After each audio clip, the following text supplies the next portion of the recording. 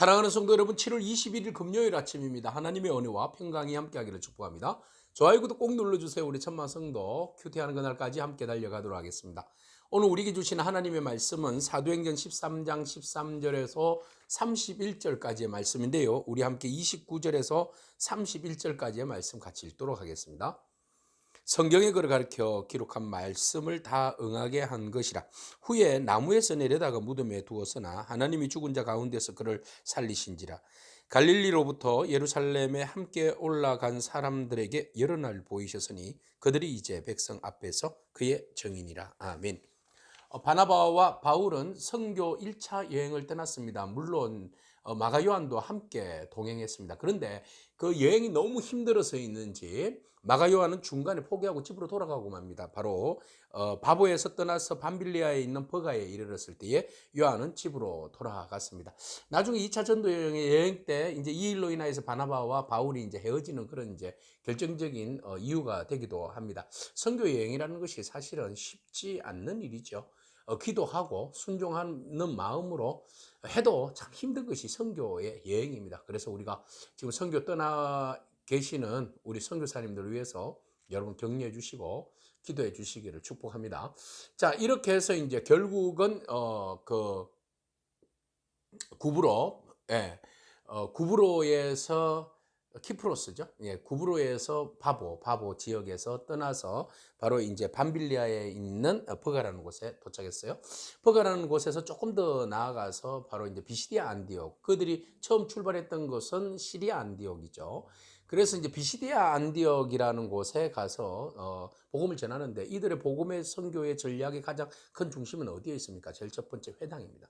회당을 중심으로 인해서 그 회당에서 구약 종교, 하나님의 율법을 알고는 있지만 예수 그리스도를 모르는 사람들에게 구약의 말씀의 성취가 예수 그리스도로 인하여서 우리에게 주신 하나님의 역사다라는 것을 그들이 직접 본 예수 그리스도의 십자가의 죽으심과 부활하심의 그 증인으로서의 그것을 복음을 메시지를 증거하는 일들을 바로 회당에서 감당한 것이죠. 자, 회당에 갔습니다. 여전히 이제 회당에서 안식일 날 그 회당장이 말씀을 읽죠. 말씀을 읽고 난 다음에 그 중에서 랍비들 중에 또 그곳에 또 뛰어난 현자들 중에서 더 이상 여기에서 이제 해석을 할 사람, 또 복음을 더 구약의 내용의 그 선지자의 내용의 말씀들을 더 증가할 사람이 있는가 이렇게 묻는 거죠. 자, 아니나 다를까 율법과 선지자의 글을 읽은 후에 해당장이 이제 바울에게 묻습니다. 더 여기에서 뭐 만일 백성들을 위해서 할 말이 있습니까? 이렇게 물어본 거죠.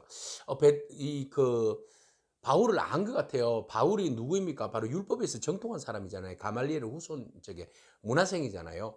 그러니까 이제 저 사람으로부터 뭔가 깊은 이야기를 들을 수 있지 않을까 이렇게 생각한 거죠. 자, 그런데 이제 바울이 그곳에서 이야기를 하는데 구속사적인 관점에서 예수 그리스도를 증거하고 있습니다. 첫 번째 바울의 설교입니다. 이제 본격적으로 바울이 말씀을 증거하는데 복음을 선포하는 바울의 진정한 모습 오늘 여기에서 보게 됩니다. 그래서 바울이 증거하는 이유가 바로 이런 이야기입니다. 경외하는 여러분으로부터 시작이 됩니다. 그래서 하나님이 우리 조상들을 택하셨습니다. 은혜입니다. 하나님이 우리를 택하신 것은 하나님의 은혜입니다.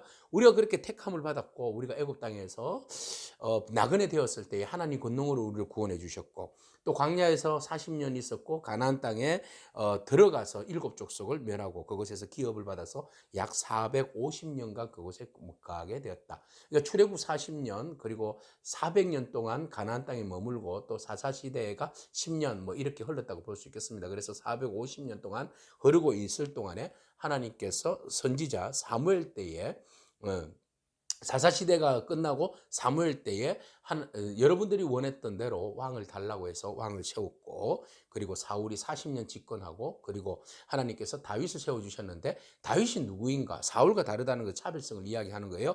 그래서 22절에 보니까 다윗은 마음에 맞는 사람, 하나님 마음에 합한 자 이렇게 소개하고 있습니다. 그래서 다윗에게 하나님께서 그 메시지를 주셨는데 예언의 메시지를 주셨는데 그리고 약속을 주셨는데 그게 바로 23절 하나님의 약속하신 대로 이 사람의 후손에서 이스라엘을 위하여 구세주를 세우셨다라고 말하고 있는데 그분이 누구다? 예수라는 사람이랍니다. 그러니까 다윗을 통하여서 후손을 주고 그가 구세주가 되고 메시아죠. 메시아를 약속하셨는데 그 메시아 여러분들이 기다렸던 그 메시아가 바로 내가 증거하고자 하는 예수다라는 겁니다. 그러면 그 예수는 누구인가에 대한 이야기를 합니다. 예수에 대해서는 이미 세례 요한이 회개를 선포하면서 그의 길을 닦았고 먼저 세례 요한이 이야기했던 사람이고, 예, 세례 요한이 이야기를 하면서 나는 그리스도가 아니다. 사람들이 당신은 그리스도십니까? 라고 이야기했을 때 세례 요한이 말했습니다. 그리스도가 아니다. 내 뒤에 오는 그분이 그리스도인데 나는 그분의 신발끈을 풀기도 감당하기 어려울 정도다. 이렇게 해서 자기는 극구 부인하고 뒤에 온 사람 바로 예수 그리스도께서 진정한 메시아인 것을 세례 요한이 강조했다라는 이야기입니다. 자, 그리고 난 다음에 또 한 번 더 그들을 이야기합니다. 당신들은 누구인가? 아브라함의 후손이고 또 하나님을 경외하는 사람. 네, 여러분들에게 구원의 말씀을 우리에게 하나님께서 보내주셨다. 예수 그리스도를 보내주셨는데 우리의 무지함과 편견과 오만함으로 인하여서 우리가 예수님을 하나님께서 메시아를 약속하셨고 여러분들이 그토록 기다렸는데 그 메시아가 오셨음에도 불구하고 너희들은 알지 못하였고 오히려 그를 십자가에 죽였다라고 말하고 있어요. 그 죽였던 그 사실이 바로 또한 선지자들의 예언의 말씀을 통하여서 주신 그 말씀이 또 응해지는 그런 또 일들이 일어났다라는 것이죠. 자, 뭐라고 이야기합니까? 예루살렘에 사는 자들과 그들 관리들이 예수와 및 안식일마다 외우는 바 선지자들의 말을 알지 못하더라고요. 듣고 보고, 예? 암송은 하지만 진정으로 메시아에 대해서 알지 못하더라. 무지의 소치입니다. 얼마나 그들의 소행이, 예, 하나님에 대해서 예수 그리스도에 대해서 제대로 알지 못하고 있는지를 보여주고 있어요. 우리가 성경을 읽어도 제대로 이해할 필요가 있어요. 제대로 해석할 필요가 있죠. 네, 그래서 우리가 지혜를 구해야 됩니다. 하나님 말씀을 읽을 때에 내 임의적인 해석이 아니라 또 잘못된 해석이 아니라 정말 주님께서 원하시는 뜻대로 해석할 수 있도록 성령님 도와주십시오 라고 겸손하게 주의 뜻을 구하면서 말씀을 보고 해석하려고 하는 그런 은혜가 저와 여러분 가운데 있기를 축복합니다. 자, 이렇게 해서 너희가 성경도 제대로 해석하지 못하고 이해하지 못했기 때문에 결국은 예수를 십자가에 죽였다. 28절, 죽일 죄를 하나도 찾지 못했으나 빌라도에게 죽여달라고 했다. 성경이 그를 가리켜 기록한 말씀을 다 응하게 한 것이라 후에 나무에 내려다가 무덤에 두었다. 그래서 그가 무덤에서 끝난 것이 아니라 하나님이 죽은 자 가운데서 그를 살리셨다. 그렇죠? 그리고 갈릴리로부터 예루살렘에 함께 올라온 사람들에게 여러 날 그분이 보여주셨고 그들이 이제 백성 앞에서 정인이 되었다라는 이야기입니다.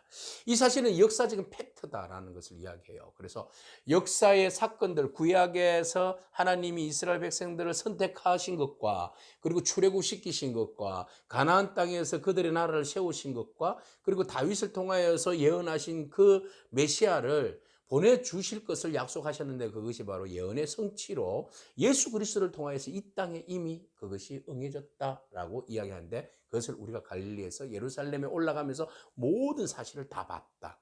죽은 자 가운데 살리신 그 일들을 다 봤고 우리가 그 일에 대해서 정인이다 라고 분명하게 말하고 있습니다.